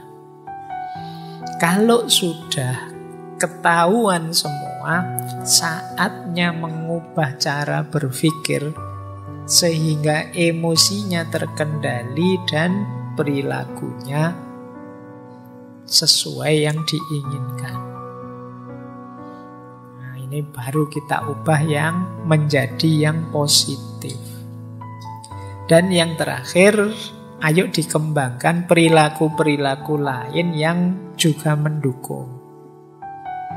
Oh, saya ini sekarang butuh hidup yang lebih rajin, lebih teratur misalnya. Untuk bisa hidup yang rajin ini perlu cara berpikir istiqomah misalnya. Untuk bisa menghidupkan cara hidup dan cara berpikir istiqomah ini saya harus ini, harus itu. Ini yang self-supporting. Jadi yang mendukung kebiasaan. Kalau saya ingin rajin, saya harus bangun pagi ini, Pak. Tiap pagi bangun pagi sekarang. Nah, itu berarti kebiasaan yang mendukung. Nah, sekarang saya harus membiasakan senyum, Pak. Karena problem saya ada pada tidak punya teman misalnya. Ya senyum, kemana-mana senyum misalnya. Nah ini self-supporting. Jadi kebiasaan yang mendukung, kembangkan juga. Nah ini kalau diceramahkan tadi 5 menit, tapi kalau dipraktekkan bisa panjang. Karena penyakit pembacaan diri ini biasanya sudah akut ada dalam diri kita. Males, kemudian mudah lupa, menunda-nunda, itu kan ya gaya hidup kita selama ini. Baik, saya lanjutkan. Nah, ini juga salah satu tips untuk melawan kebencian diri. Jadi membenci diri itu nanti harus diganti dengan self-worth. Self-worth itu merasa diri berharga. Yang kedua self-esteem, punya kebanggaan diri, dan self-confident, punya kepercayaan diri. Ini tindakan konkret yang bisa kita lakukan. Yang pertama, mandiri. Ayo mandiri, memutuskan sendiri, membuat pilihan sendiri. Kita biasakan hidup yang mandiri. Karena dengan menyelesaikan masalah sendiri, memutuskan sendiri, nanti muncul kebanggaan pada diri kita. Ternyata aku bisa juga ya. Ternyata aku mampu juga ya. Dan itu menguatkan diri kita. Nambah rasa cinta kita pada diri kita sendiri. Yang kedua, jangan enggan untuk menerima tanggung jawab. Ini akan melatih kita bangga dengan diri kita. Ternyata bisa saya jadi ketua ini, ketua itu. Ternyata saya bisa jadi panitia ini, panitia itu, meskipun bagian seksi apalah gitu. Jadi ini namanya siap menerima tanggung jawab. Coba lah, enggak apa-apa, ambil tanggung jawab apa kecil-kecilan. Mungkin bagian marketing apa itu, atau bagian pembantu apa itu. Coba ambil tanggung jawab. Pak, saya untuk ngaji filsafat ini saya bagian noto gelas ya, saya pokoknya tahu. Atau kelihatannya ada yang di depan bagian noto sandal ya, nah itu bisa. Atau saya ini melatih kebanggaan diri. Biar kamu sadar bahwa kamu bisa. Di kamar kos ini kita kan satu kamar berdua. Saya yang bertanggung jawab menyalakan lampu misalnya. Jadi kalau masuk kamar saya bagian nyalain lampu, kamu bagian ngepel, nyapu dan jadi ya sampai naik dhewe golek sing enak. Jadi ini namanya melatih diri. Ini melahirkan rasa bangga, merasa berharga. Saya itu orang, meskipun saya biasa-biasa gini Pak, saya itu cukup bernilai loh Pak. Prestasimu apa? Loh saya itu bertahun-tahun bagian nyalain lampu di kamar itu. Tidak ada yang seistiqomah saya menyalakan lampu misalnya. Loh itu kan kebanggaan. Jadi siap menerima tanggung jawab dan bangga dengan prestasi. Jadi saya bangga saya bisa ini, saya bangga saya bisa itu.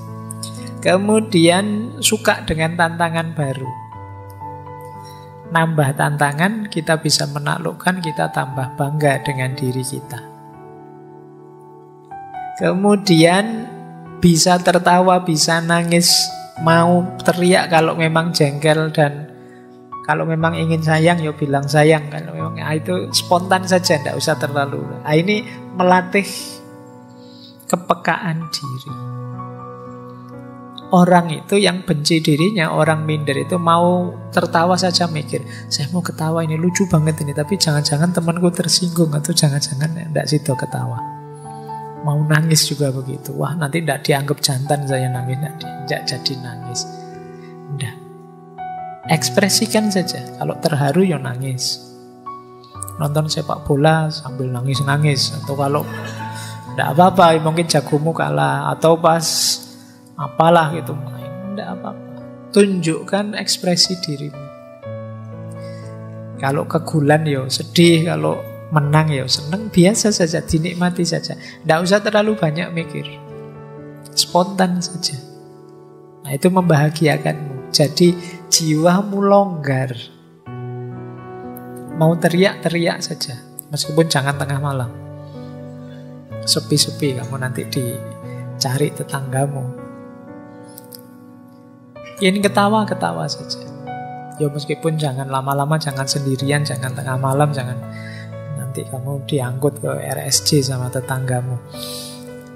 Jadi hidup yang nyaman, yang enak, kamu bisa menikmati. Dan yang terakhir, frustasi, stres itu biasa dalam hidup ini. Banyak tujuan yang tidak tercapai, tapi kita siap kok menghadapinya. Ini membuat kita bahagia. Jadi, akhirnya kita merasa, oh ya meskipun aku ini orang biasa, tapi aku punya nilai, aku punya harga diri, aku percaya diri untuk menghadapi hidupku. Baik, saya lanjutkan biar utuh. Nah, sekarang kita lihat ada beberapa makna filosofi dari kebencian diri ini yang penting kita renungi. Kita awali dari filosofi akarnya kebencian diri.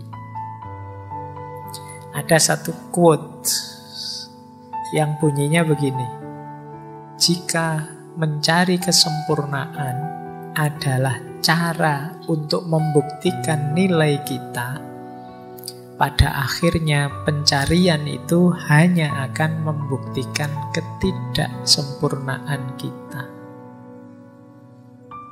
Mungkin dengan kata lain, kalau kita membuktikan diri dengan cara mengejar kesempurnaan, maka ketemunya pasti ketidaksempurnaan, dan ini biasanya membuat kita kecewa, yang bisa berkembang menjadi kebencian terhadap diri kita. Makanya ada yang bilang akarnya self-hatred itu antara lain cara berpikir yang perfeksionis.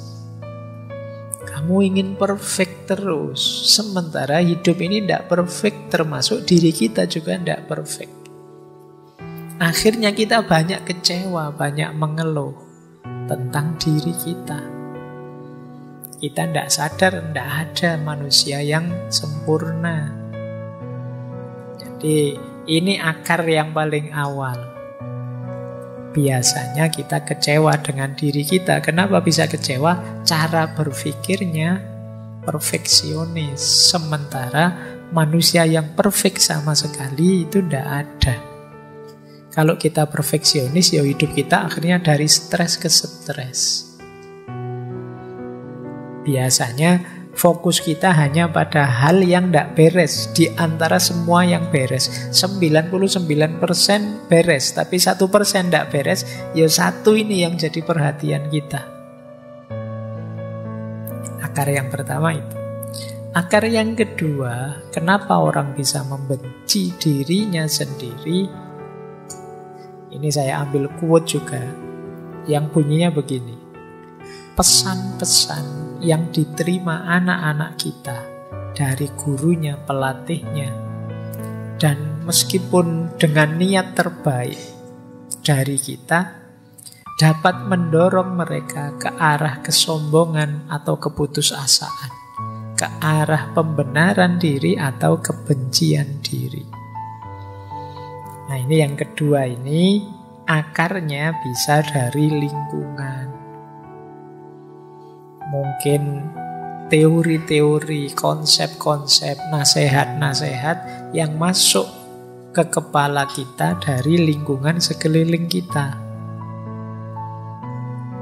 yang membuat kita terus benci dengan diri kita. Ya misalnya tadi kita jadi, wah saya itu ternyata bukan anak soleh ya, wah ternyata saya itu bukan anak yang pinter ini, pinter itu ya, tidak seperti teman-teman ya. Itu sejak kecil terus muncul kebencian pada dirinya.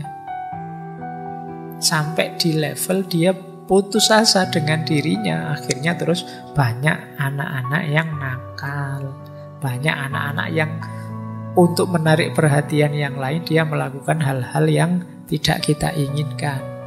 Karena sejak awal dia dibuat putus asa dengan dirinya oleh lingkungannya. Jadi mungkin dicap ini, dicap itu, dimarahi begini, dimarahi begitu ya. Akhirnya dia, ternyata aku ini tidak berharga, ternyata aku ini tidak penting, ternyata aku ini tidak bernilai. Sudahlah, wong aku tidak penting, tidak bernilai saja, rusak juga tidak apa-apa. Nah, yang kedua dari lingkungan, akarnya. Saya tidak tahu teman-teman yang muda-muda yang malam hari ini hadir, semoga tidak ada yang hasil cetakan lingkungan yang semacam itu. Kalau ada, yo ayo latihan kita bersihkan sendiri. Setiap manusia berharga, setiap manusia bernilai, termasuk diri kalian. Tidak ada orang yang tidak bernilai. Semuanya disayangi oleh Allah. Semuanya layak dan berhak untuk dicintai. Seperti apapun situasi dan kondisimu. Akar kedua. Akar ketiga. All hatred of others is a reflection of self-hatred. Kebencian kita pada yang lain itu adalah pantulan dari kebencian kita pada diri sendiri. Sebaliknya juga begitu, semua cinta kita pada yang lain itu pantulan dari cinta kita pada diri kita sendiri. Jadi akarnya apa? Timbal balik dari kebencian kita pada yang lain. Kalau kita benci orang lain, sebenarnya sebelumnya kita sudah benci diri kita sendiri. Ini ciri yang ketiga, ini akarnya memang jiwa kita, jiwa yang membenci. Mungkin karena kecewa dengan diri kita. Ada banyak hal yang tidak sesuai dengan keinginan kita. Akar yang keempat, tidak memaafkan diri sendiri sering menjadi akar dari kebencian diri yang ekstrim dan menjadi penghambat yang intens. Hampir tidak mungkin untuk benar-benar memulai kembali ketika kita merasa tidak dapat memaafkan. Jadi ayo kita bisalah memaafkan diri. Ya memang kita kadang-kadang keliru, kadang-kadang salah, kadang-kadang pilihan kita meleset. Tapi kan bukan berarti tidak bisa dimaafkan. Ya maafkanlah. Mungkin kalian kalau ingat salah-salah yang dulu, rasa malu yang dulu, mungkin pernah nyontek ketahuan, mungkin pernah pokoknya yang menyakitkan di masa lalu, maafkanlah. Terimalah fakta itu, akuilah, maafkanlah. Ya tentu saja kalau memungkinkan perbaikilah. Banyak orang yang lari dari dirinya karena momen-momen yang menyakitkan tadi. Termasuk sangat benci dirinya karena momen-momen tertentu. Nah, maafkanlah. Wong kita untuk orang lain saja direkomendasikan untuk dimaafkan. Banyak di antara kita yang tidak bisa memaafkan dirinya sendiri. Tiap hari kerjaannya memarahi dirinya sendiri. Dasar aku ini males, dasar aku ini bodoh, bodoh banget aku itu. Kemudian, aku ini, sering kita memarahi diri kita sendiri, tidak memaafkan. Allah aja Maha Pengampun. Untuk sesama kita diminta memaafkan, tapi kita kejam sekali pada diri kita sendiri. Nah, akarnya ternyata kita tidak mau memaafkan diri. Terus, setelah akar kita ketemu rasanya. Rasa yang pertama adalah rasa negatif. Ada quotes yang pertama itu, kalau hati dibalut kebencian, kupu-kupu yang cantik tampak seperti gagak yang manis. Serigala yang seperti ulat pun tampak menjadi naga. Jadi kupu-kupu tampak seperti burung gagak, ular tampak seperti naga. Itu kalau mata kita adalah mata kebencian. Melihat segala sesuatu jeleknya saja. Hari ini kan banyak tradisi kebencian yang hidup di sekitar kita. Lihat apa-apa jeleknya saja. Kalau sudah mengidolakan seseorang, seolah-olah orang ini kayak malaikat ra iso salah. Kalau sudah membenci orang, seolah-olah orang ini iblis yang tidak mungkin benar. Nah, ini cara berpikir kita hari ini.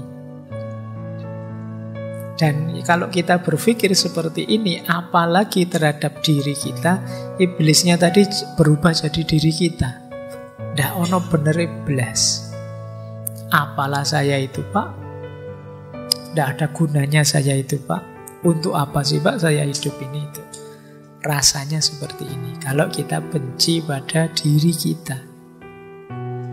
Maka ada quote yang kedua, kesalahan banyak orang hari ini adalah merasa malu tentang diri mereka, terus bohong dan berusaha menjadi orang lain. Ndak ngaku dirinya. Karena dia tidak menerima dirinya, dia tidak mengakui dirinya. Siapa aku yang seperti ini? Ndak, ini bukan saya kok, Pak. Saya ndak begini kok, Pak. Aslinya ndak tahu sekarang kok begini. Saya dulu itu rajin loh, Pak. Kan sering mahasiswa itu kalau absenmu kok banyak semester ini. Aslinya saya itu rajin kok, Pak. Berarti sekarang kamu ndak asli lagi ya? Kamu sudah KW berapa sekarang? Orang sering tidak menerima dirinya sendiri, malu dengan dirinya. Akhirnya dia melarikan diri dari dirinya dengan cara apa? Berusaha menjadi orang lain.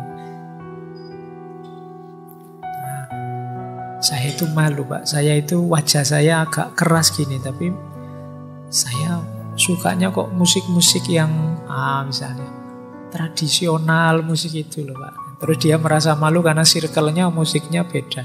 Akhirnya dia mengubah dirinya, ikut selera musiknya temannya. gayanya kayak menikmati, tapi yo tersiksa dia. Kenapa? Dia berusaha jadi orang lain. Biasanya nonton film kartun kok, wah ini sudah mahasiswa, tidak boleh katanya nonton kartun itu kan anak-anak. Kamu berusaha untuk tidak jadi anak-anak lagi, dan kamu nonton film apa lah gitu yang dan kamu tersiksa gara-gara itu. Yang terbayang di kepalamu kan tetap suka kartun. Mungkin ini kok disuruh nonton film superhero kayak gini, saya itu bayangan saya film itu ya Doraemon apa itu misalnya. Bukan engkau yang dulu, karena ya itu tadi kamu tidak mengakui dirimu. Nah, itu kata dia, itu yang dirasakan oleh orang yang membenci dirinya, malu terus berusaha mengubah diri. Sehingga kata Sherry Huber itu yang terakhir, kalau ada orang memperlakukanmu sebagaimana engkau memperlakukan dirimu. Jadi ada orang memperlakukan kita seperti kita memperlakukan diri kita. Kita memperlakukan diri kita itu kan kejam sekali. Kita paksa ikut prinsip kita. Kita suruh ini, kita suruh itu, kita marahi, kita bikin susah. Kan tiap hari begitu kita pada diri kita. Kalau ada orang melakukan hal yang sama pada diri kita, sejak awal mesti kita menjauh dari mereka. Jadi ini yang bagian rasa. Itulah yang kita rasakan kalau kita benci diri kita. Baik, lanjut.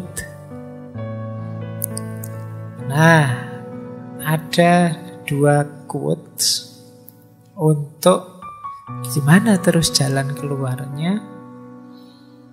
Yang pertama ada kebencian yang sumbernya dari luar.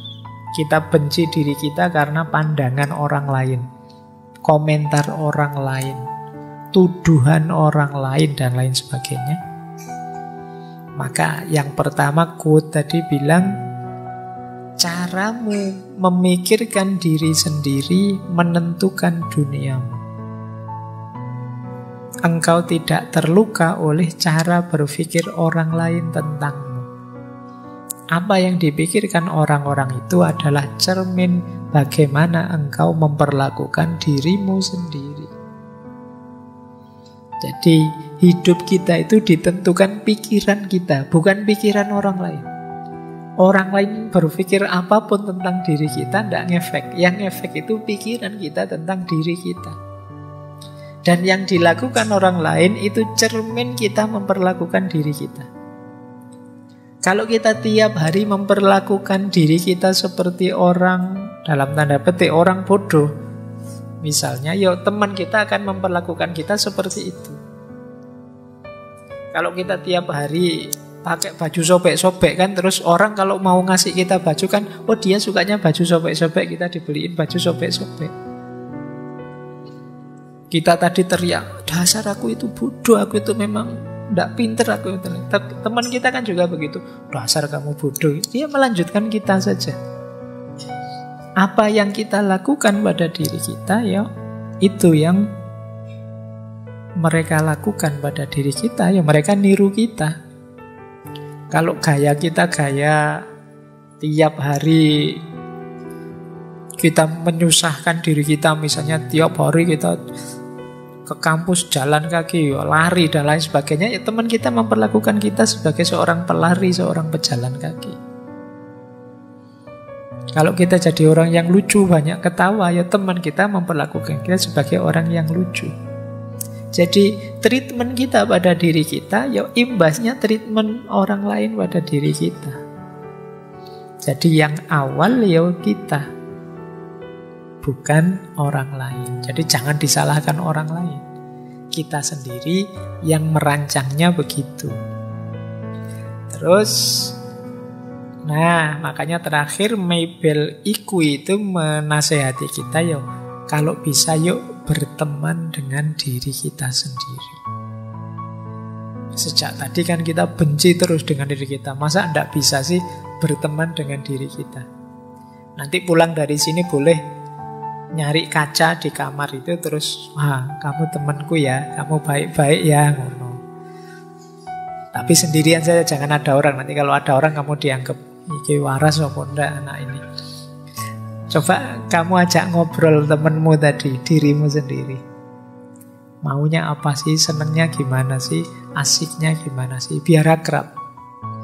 Karena kemarin-kemarin kita banyak sekali tema untuk menyadari diri, mengenali diri. Yaitu sederhananya kita berteman dengan diri kita pahami dia, kita cari apa maunya, kita selidiki bentuk yang dia inginkan dalam hidup ini dan lain sebagainya. Sehingga kita bisa, oh ternyata aku ini tersiksa kalau begini, nyaman kalau begitu. Nah, itu terus kalian bisa membahagiakan dia. Membahagiakan dia berarti membahagiakan dirimu sendiri. Aku tersiksa kalau ngajinya panjang gini Pak. Oh ya berarti sesuk setengah saja ngajinya. Terus kalau sudah capek mundur sambil tiduran juga boleh. Atau wah saya kalau dipotong-potong tidak tuntas Pak, enaknya yang ini. Coba kamu pahami dirimu, enaknya bagaimana, terus kamu turuti. Tidak harus selalu ikut orang lain. Wah saya yang lain ke sana, ya saya ke sana. Tidak. Coba kamu pahami, kamu baca, kamu ikuti maunya, biar kamu bahagia. Ini yang disebut berteman dengan diri kita sendiri. Baik, saya tambahi babak terakhir. Kita geser sebentar ke religius perspektifnya. Kalau dalam agama, bentuk konkretnya perlawanan kita terhadap kebencian diri adalah hidup yang sabar dan syukur. Ada satu hadis yang artinya kira-kira seorang yang mukmin itu luar biasa hidupnya karena dia tidak bisa kalah. Kalau sedang enak dia bersyukur, kalau sedang sulit dia sabar. Jadi kita ini hidup ini tidak ada tidak nyamannya. Selalu nyaman. Tapi kan kadang-kadang berat Pak. Tidak. Kalau pas berat sulit ada senjata namanya sabar. Kalau pas enak nyaman ada senjata namanya syukur. Ada syukur, ada sabar, menang sudah. Itu dua senjata utama. Nah itu saya bawakan dua ayat tentang syukur. Yo, nanti teman-teman boleh baca sendiri, ngecek sendiri saat tafsirnya ya. Bisa yang pertama dari surat Ibrahim ayat 7, yang kedua dari surat Luqman ayat 12. Kalau yang pertama, wa itta'adzana rabbukum la in syakartum la azidannakum wa la in kafartum inna adzabi lasyadid. Jadi Allah menyatakan jika engkau bersyukur pasti akan kutambah nikmatnya untukmu, dan bila engkau kufur ya sesungguhnya siksaku amat pedih. Jadi tambah syukur, tambah nikmat. Karena syukur sendiri itu aktivitas menerima dan menikmati apapun yang diberikan oleh Allah. Mesti ditambah, mesti bertambah. Karena enak 10, begitu kita syukuri enaknya jadi 20. Karena dalam aktivitas bersyukur kita sedang menerima dan menikmati. Kalau tidak bersyukur kita menolak. Tidak hanya menolak kenikmatan yang datang, tapi juga menolak yang memberi kenikmatan, yaitu Allah. Makanya yang belakang disebut azabku sangat pedih, karena kamu nolak aku yang memberi kenikmatan tadi. Nah ini kalau pakai logika agama. Jadi kalau kalian dapat rezeki 10 ya, kalau bersyukur rezekinya nambah. Apa-apa kalau disyukuri ya nambah. Nambahnya paling tidak dari sisi nikmatnya. Yang kedua, kalau ini nanti bisa dibaca sendiri ya. Kalau ini nasihatnya Luqman. Saya ambil karena banyak rumor dalam dunia filsafat yang bilang bahwa Luqman ini representasinya Sokrates. Ya, silahkan dicari sendiri bukunya. Tapi di sini Luqman memang menyuruh untuk bersyukur. Barang siapa bersyukur, sebenarnya dia bersyukur pada dirinya sendiri. Fa'innama yashkuru li nafsih. Kalau kita tidak bersyukur, fa'innallaha ghaniyyun hamid. Allah tidak butuh kita. Allah itu maha kaya, maha terpuji. Yang butuh bersyukur itu kita. Baik, kalau ayat-ayat teman-teman mestinya lebih paham ya, yang paham. Nanti kalau panjang-panjang bingung. Saya ambil lagi beberapa qaul dari para ulama. Kata Imam Ghazali, syukur itu lebih tinggi daripada sabar, daripada khauf, daripada zuhud. Jadi ini kalimat dari Imam Ghazali. Syekh Kamaluddin Ahmad, beliau ini seorang qadhi dari Aleppo. Kata dia, orang itu jadi tidak bersyukur ketika fokus pada satu aspek negatif dirinya saja. Jadi dia melupakan banyak aspek yang lain. Kata beliau, seringkali kita hanya melihat satu waktu saat kita sakit dan melupakan 99 kali saat kita sehat.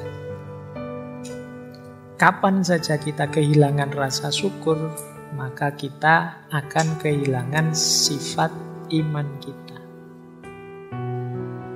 Kemudian dari Syekh Norman Ali Khan, kata beliau, bersyukur itu bukan hanya sebatas alhamdulillah. Bersyukur adalah sikap, bersyukur adalah gaya hidup, bersyukur adalah cara berpikir. Dan masih banyak qaul-qaulnya para ulama yang menyuruh kita bersyukur. Orang bersyukur itu berarti menerima dirinya apa adanya. Rumusnya tadi, kalau pas yang jelek-jelek sabar, kalau yang baik-baik syukur. Ini menghindarkan kita dari benci pada diri kita sendiri.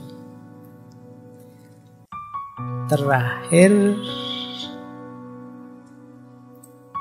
seperti apa sih cirinya orang yang sudah bersyukur itu? Berarti orang yang mencintai dirinya, berarti orang yang tidak benci dengan dirinya. Yang pertama, gembira. Kata Imam Hasan Al-Basri, kemana-mana orang ini senyum. Saya tidak tahu ada tidak di sini yang kemana-mana senyum. Saya ngomong gini terus bodoh senyum kabeh. Rasulullah itu punya satu gelar basam. Basam itu mukanya selalu tersenyum. Mungkin beliau pas tidak senyum, tapi orang dekat beliau rasanya disenyumi terus. Ini menunjukkan jiwa yang bersyukur. Jadi dia gembira, hidupnya gembira. Yang kedua, menggembirakan. Tidak hanya gembira, tapi juga menggembirakan. Menggembirakan itu kehadiranmu tidak hanya bermanfaat untuk dirimu, tapi bermanfaat untuk yang di luar dirimu. Karena engkau gembira, kalau bahasa psikologinya mungkin, maka frekuensi dan vibrasimu yang kamu sebarkan ke sekeliling juga menggembirakan. Orang bisa seperti ini karena dia bersyukur. Karena dia menerima hidupnya dan mensyukuri apapun yang terjadi dengan dirinya. Ketika dia bersyukur, dia gembira. Ketika dia gembira, dia menggembirakan. Kita dekat dengan orang yang senyum terus, dengan orang yang gembira kan enak. Tapi kita dekat dengan teman yang merengut terus, sumpek terus, susah terus, kita males. Main yuk ke teman yang itu, males nanti ketemu masalah lagi. Ada saja problem gitu kan, kita sering gitu. Nah, Jadi orang yang menggembirakan, biar orang kangen dengan kita. Jadi, kan banyak itu di antara kita yang tidak bikin kangen, malah bikin sebel. Harusnya kehadiran kita ditunggu-tunggu, tapi nanti ada momen kehadiran kita dilarang-larang. Semoga dia tidak datang, semoga dia tidak datang. Alah, datang. Itu ya, berarti kehadiran kita ditolak, tidak ditunggu. Yang ketiga, jiwa yang bersyukur, yang cinta dengan dirinya adalah jiwa yang kuat, tabah, dan bisa mengontrol diri. Ini hubungannya dengan kalau mengalami hal-hal yang negatif. Sedang susah, sedang sulit, sedang ada masalah, masih bisa mengontrol dirinya dan kuat. Jadi stabil dalam kebaikan, apapun yang terjadi. Tidak kok, wah ini saya sedang ada masalah nih Pak, saya tak dosa-dosa dikit, tidak apa-apa lah Pak, nanti ditobati. Ini kalau itu jangan. Berarti tidak mampu mengontrol dirinya. Saya bohong sebentar saja lah Pak, nanti kalau masalahnya selesai saya tak jujur lagi. Nah, tetap kontrol dirimu. Itu menunjukkan kita punya jiwa yang sabar dan syukur. Yang keempat, kalau ini keluar kepada orang lain. Kalau tadi kan dalam diri kita, memaklumi dan memaafkan. Jadi kalau ada orang menyakiti kita, berbuat salah dengan kita tidak terpengaruh. Kita maklumi dia dan kita maafkan. Ini lebih meringankan kita.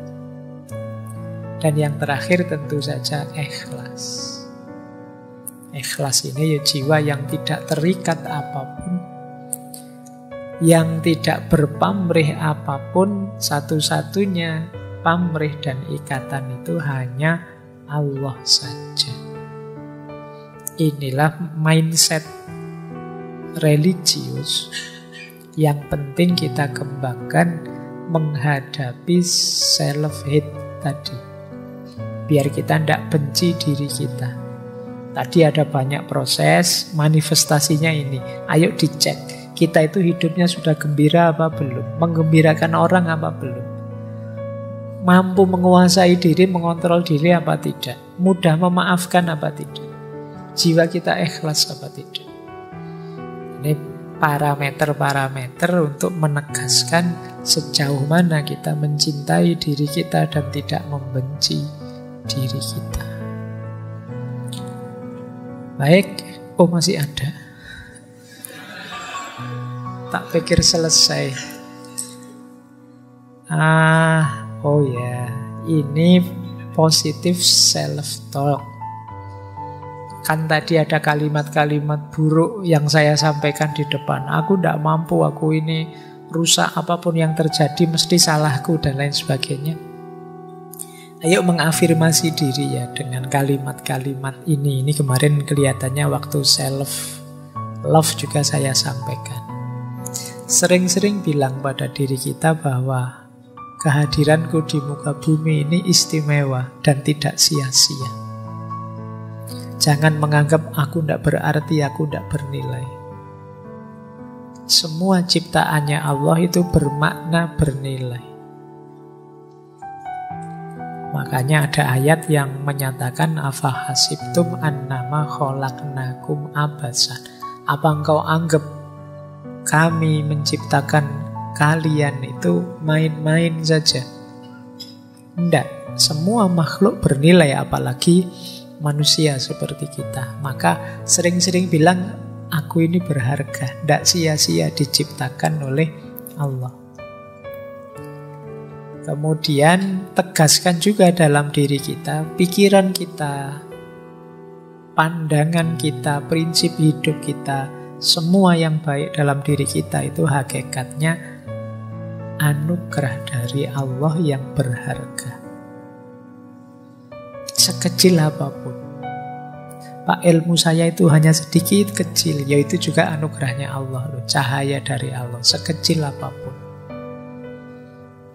Kemampuan saya hanya ini. Meskipun itu kecil dari Allah, syukurilah, gembiralah. Allah masih memberi kita anugerah itu.